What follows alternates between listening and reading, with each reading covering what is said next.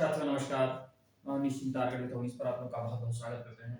साथियों, अभी हम मध्यकालीन इतिहास पढ़ा रहे थे, लेकिन एक हर्षवर्धन की बहुत ही महत्वपूर्ण टॉपिक है, उसको आज हम पढ़ाएंगे।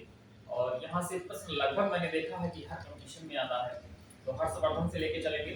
हर्षवर्धन का कार्यकाल 606 से 647 ईस्वी तक रहा है और हर्षवर्धन वंश का सबसे महत्वपूर्ण और श्रेष्ठ शासक था। हर्षवर्धन की राजधानी पहले वर्धन की राजधानी थानेश्वर थी और हर्ष ने उसको कन्नौज में स्थापित किया, जिससे कि कन्नौज में एक व्यापार का जो है बढ़ावा मिला और वह तभी से मगध साम्राज्य का जो है राजनीतिक पतन हो जाता है और यहाँ कन्नौज में एक राजनीतिक उत्थान होता है। हर्ष पूरे भारत में इसका फैलाव लगभग नर्मदा नदी तक था और उत्तर में कश्मीर को छोड़ करके उत्तर तक था, फिर पश्चिम में गंजाम से लेके और पूरा इधर तक जो है था।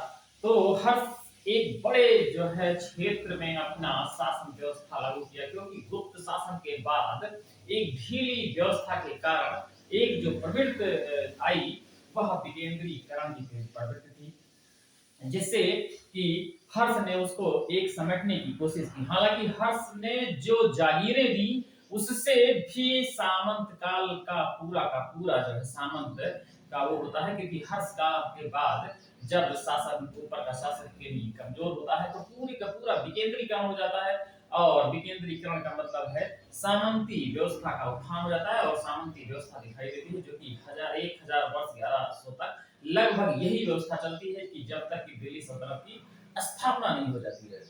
तो हर्ष के विषय में हम आज लिख लेते हैं और हर्ष के काल में ही बहुत महत्वपूर्ण बातें होती है। एक तो ये कि ह्वेनसांग हर्ष के समय में ही आया था भारत में और यह नालंदा विश्वविद्यालय में पढ़ने के लिए आया था और साथ ही साथ बौद्ध ग्रंथों को यहाँ से उठा कर ले जाने के लिए आया था। दो महत्वपूर्ण कार्य थे। दूसरा, हर्ष हर्ष स्वयं ऐसा सम्राट था जो कि एक रचयिता के रूप में भी जो है आया, जिसने प्रियदर्शिका नागानंद जैसी किताबें लिखी। तो बहुत ही महत्वपूर्ण सम्राट जो कि रचयिता भी था। इसके इसके जो है दरबार में बाण भट्ट बहुत ही महत्वपूर्ण जो है नाम है। तो ये सब देखने को मिलता है। यह सूर्य, शिव और बौद्ध तीनों का उपासक था और अपने सिक्कों पर भी इसने जो है तो शिव का जो है पार्वती शिव का जो है अंकन करवाया है। तो ये चीज हम फैक्ट के रूप में लिख लेते हैं। और हर्ष, जो महत्वपूर्ण बात यह है कि हर्ष की राजधानी कहाँ थी, तो कन्नौज, थानेश्वर से बदल के कन्नौज हुई। बहुत ज्यादा प्रश्न आता है। फिर ये प्रश्न आता है जरूर कि हर्ष, जैसा कि हर्ष के काल में ह्वेनसांग आए हैं, तो किसके काल में ह्वेनसांग भारत की यात्रा किया, भारत नालंदा पढ़ने के लिए आया। तो हर्ष से ह्वेनसांग याद रखेंगे, क्योंकि जो फाहियान आया था वो चंद्रगुप्त द्वितीय के काल में फाहियान आया था। तो कंफ्यूजन ना होने पाए, ह्वेनसांग और हर्ष को इस तरह हा से मिला लीजिए, कंफ्यूजन कभी नहीं होगा कि हर्ष हा से ह्वेनसांग, ये दो जो है हर्ष के दरबार में आया था। मतलब हर्ष, उसका मुख्य उद्देश्य तो पढ़ने का, नालंदा विश्वविद्यालय में पढ़ने और जो यहाँ की जो बौद्ध ग्रंथ थी, बौद्ध ग्रंथों को उठाकर ले जाने का उद्देश्य था। लेकिन फिर भी महत्वपूर्ण व्यक्ति था और यह भारतीय शूद्रों को कृषक कहा है। तो भारतीय इतिहास पर भी प्रकाश पड़ता है जो ह्वेनसांग आता है। कोई भी विदेशी यात्री जब आता है तो जैसे कि मैगस्थनीज आए, फाहियान आए, ह्वेनसांग आए, जो भी आएंगे वो भारतीय इतिहास के बारे में कुछ ना कुछ लिखेंगे, जिससे कि इतिहास की तस्वीर का चित्र और भी साफ होगा। खैर, अब हम फैक्ट वाइज एक लिख लेते हैं।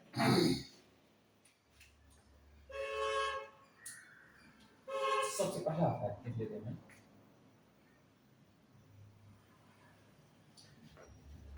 हर्ष के पूर्व वर्धन वंश की राजधानी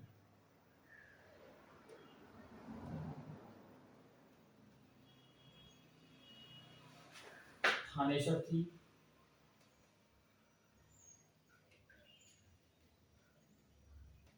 किंतु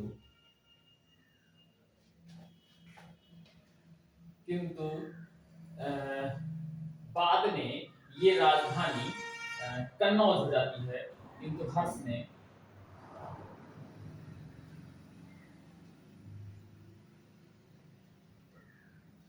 कन्नौज को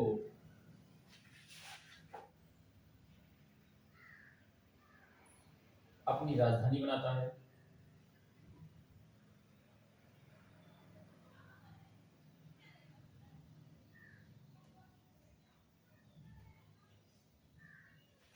फिर हम एक चीज और भी देख लेते हैं, हर्ष के शासनकाल में बाणभट्ट जैसे महत्वपूर्ण व्यक्ति थे।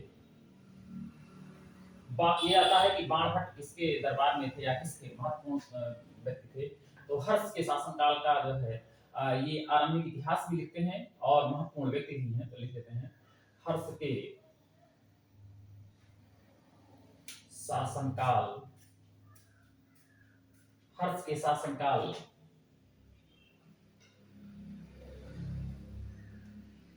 का आरंभिक इतिहास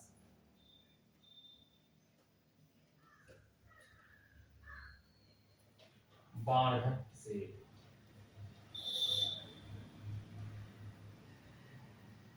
ज्ञात होता है। फिर ये भी लिख देते हैं एक फैक्ट, हर्ष का साम्राज्य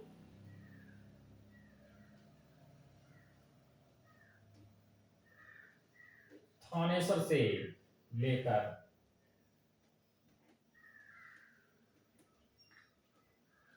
दक्षिण में ये नर्मदा नदी तक रहता है।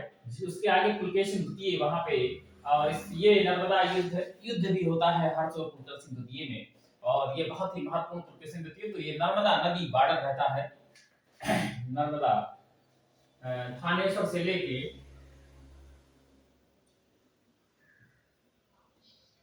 नर्मदा नदी तट तक, तथा पूर्व में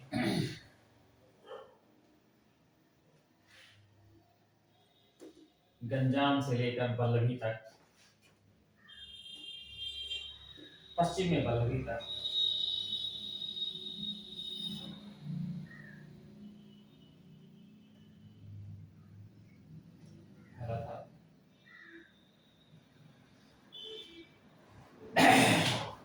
एक बात जान लेते हैं कि हर्ष के काल में जागीरें दी जाती थी, वेतन के बदले अपने उच्च अधिकारियों को जागीर दी जाती थी।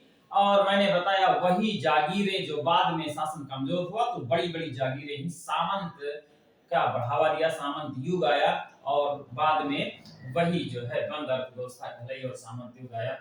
तो यहाँ फिर अगला हम फैक्ट लिख लेते हैं,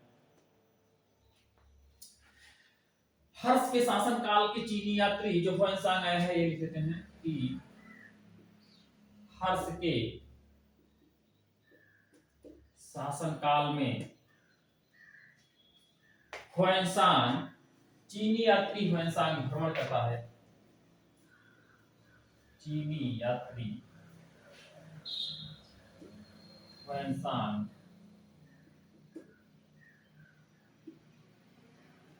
भ्रमण करता है। वह नालंदा विश्वविद्यालय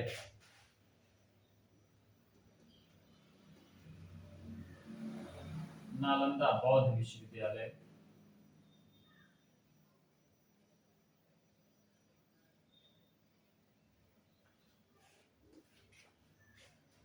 में पढ़ने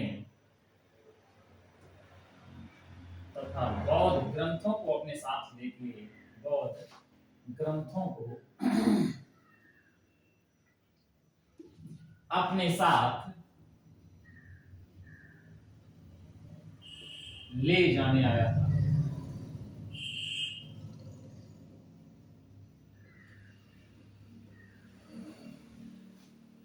ये ह्वेनसांग भारत में शूद्रों को ये कहता है, कृषक कहता है, कहते हैं ह्वेनसांग शूद्रों को कृषक कहता है। हालांकि ये मेहत्तर चंडाल आदि अछूतों का भी उल्लेख करता है, विषय में भी उल्लेख करता है। और हर्ष यहाँ पे इतना स्क्रीनशॉट ले लीजिए, फिर थोड़ा सा हम और लिखते हैं क्योंकि हर्ष ने जो रचनाएं लिखी हैं बहुत ही महत्वपूर्ण रचनाएं लिखी हैं। तो मित्रों इसका थोड़ा सा स्क्रीनशॉट ले लीजिए, फिर हम आगे लिखते हैं।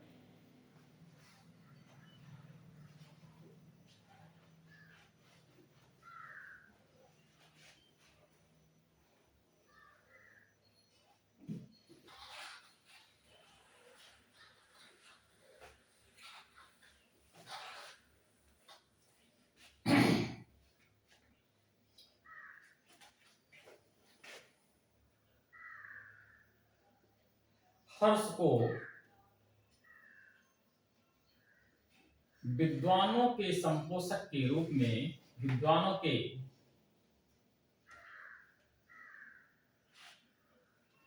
संपोषक के रूप में नहीं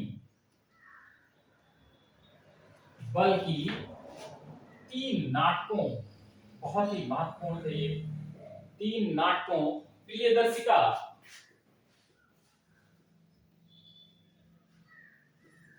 रत्नावली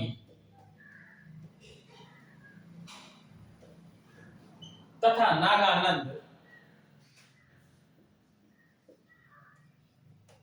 के रचयिता के रूप में है, के रचयिता के रूप में याद किया जाता है, के रूप में याद किया जाता है। एक चीज अगर चाहे तो नोट करके ऐसे ही जाने कि इसे साहित्यकार सम्राट कहा जाता था, इसे साहित्यकार सम्राट कहा जाता था। दूसरी बात, यह सूर्य का, बौद्ध का और शिव का पुजारी था, तो यहाँ पर हम लिख लेते हैं, बहुत ही महत्वपूर्ण। और इसका एक नाम शिलादित्य है, बहुत ही महत्वपूर्ण है, तो यहाँ पे हम लिख लेते हैं कि हर्ष का एक नाम शिलादित्य भी है, शिलादित्य भी है। फिर लिख लेते हैं, वह सूर्य, शिव एवं बौद्ध का उपासक था। बहुत ही महत्वपूर्ण यह है, ये शिलादित्य भी बहुत ही महत्वपूर्ण है। और जो प्रियदर्शिका, रत्नावली और नागानंद, ये भी बहुत ही महत्वपूर्ण है, कई बार एग्जाम में भी आ चुका है। हर्ष ने शिव पार्वती आकृति के सिक्के जो उसने ढलवाए थे, चलाए थे, ये भी लिख देते हैं कि हर्ष ने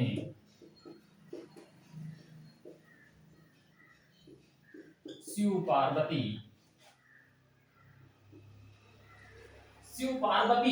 युक्त सिक्के चलाए।